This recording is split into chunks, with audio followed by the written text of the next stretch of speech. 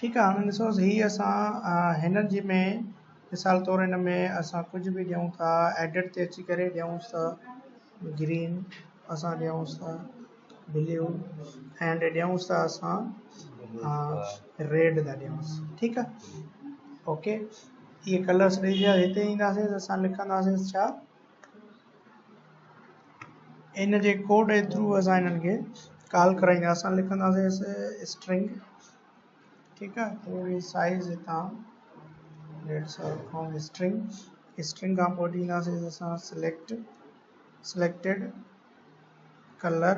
ठीक है, बराबर आहे कंहिंजे कॉम्बो बॉक्स 1 डॉट आइटम्स। कहिड़ा आइटम थियसि, सिलेक्टेड आइटम्स। ठीक है, सिलेक्टेड आइटम्स थींदसि डॉट सिलेक्टेड आइटम्स। हुन खां पोइ टू स्ट्रिंग कंदासीं। ठीक है, हिते क्लोज कयोसीं। हुन खां पोइ असां ॾींदासीं स्विच में असां साॻी कॉल कराईंदासीं उहो ई आहे न। तव्हां भली कॉपी करे एंड हिते पेस्ट करे छॾियोसि। हाणे असां हिन खे ॾेई छॾींदासीं हिते कर्ली ब्रेस। हाणे छा स्टार्ट कंदासीं, केस।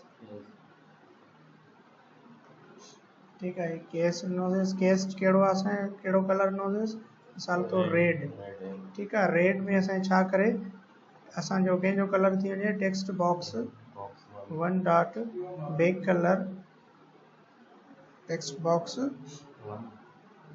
Dot back colour. अच्छा, टेक्स्ट बॉक्स 1 ॾिनोसीं अथसि न, टेक्स्ट बॉक्स न अथसि अहिड़ी चांस। और टेक्स्ट बॉक्स पायो आहे 1 ना कयूं, चेक कयूंसि। ओके वही बढ़िया, सही आहे। असां वापसि हिते अची करे ॾींदासीं टेक्स्ट बॉक्स 1 डॉट ॾींदासीं छा, बैक कलर बराबरि थी वञे कंहिंजे, उहो ई कलर रेड जी, कलर डॉट रेड जी। सही आहे। ऐं ब्रेक कराईंदासीं असां साॻी छाखे,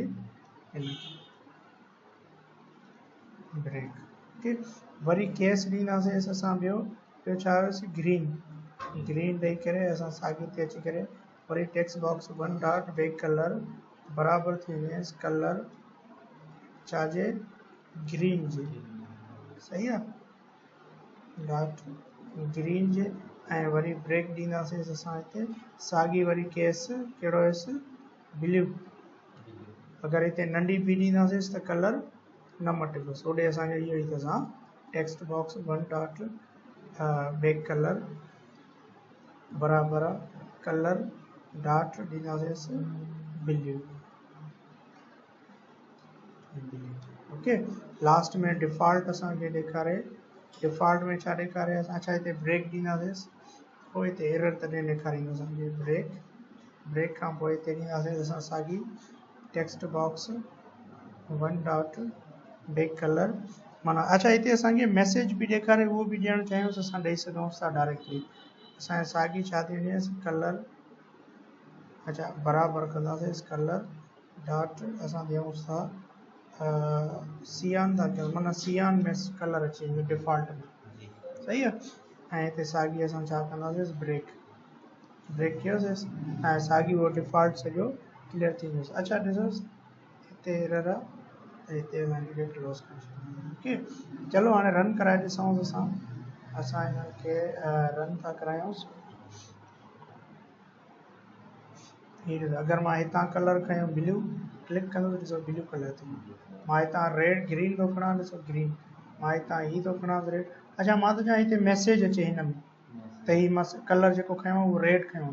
पोइ असां सिर्फ़ु छा कंदासीं, पोइ बिल्कुलु हिते अची करे लिखंदासीं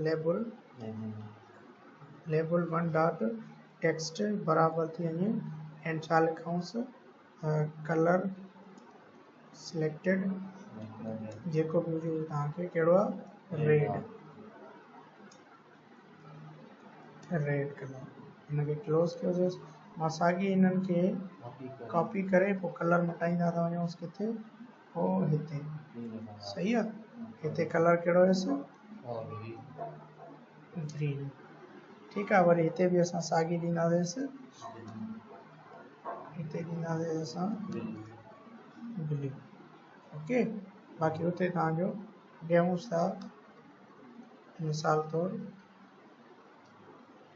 सिलेक्ट कलर फ्रॉम छा मां रखना है कॉम्बो मां कॉम्बो बॉक्स में सही आहे इस केस जेके रन कराईंदासीं तव्हां ख़ुदि ब ख़ुदि ही ॾिसो अगरि मां हितां ही कयां ॾेखारी कलर सिलेक्टेड बी ही ॾिसोसि ठीकु आहे ही ॾिसोसि सही आहे सही है